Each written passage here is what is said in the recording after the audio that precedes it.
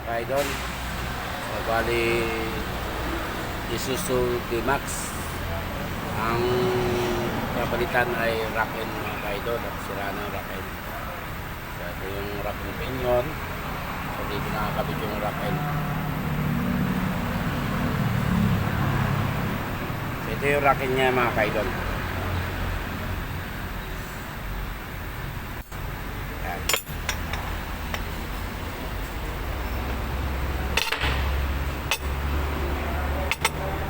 Kalog na siya. Kaya ano, may kalog na to. May clearance na. Malalaman yung pagsira na yung rocker niya, malubay na siya.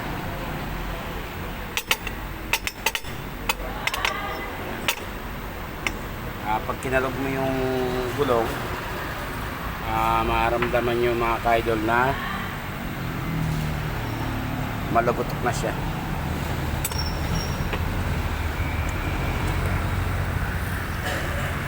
Mali ito mga kaidol ang sira.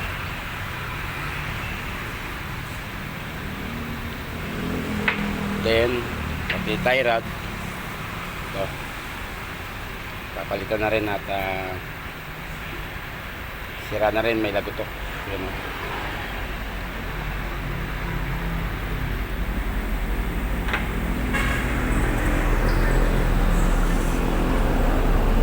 so bali dalawa lang ang piyesang papalitan, tie rod sa racket, kabilaan left and right.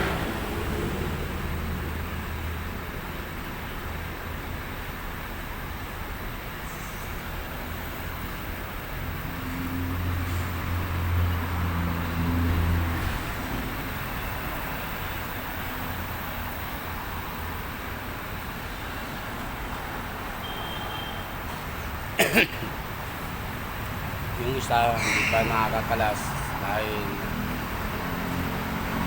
bilang pa ng yung isa gagawin sample para pagdating sa auto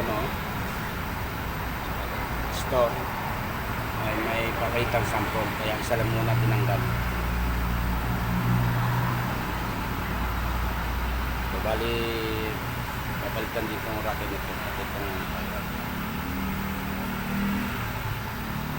mga kaidol, hanggang dito na lang ating vlog at sana patuloy nyo suportahan, comment na rin and pakishare na rin ang ating video.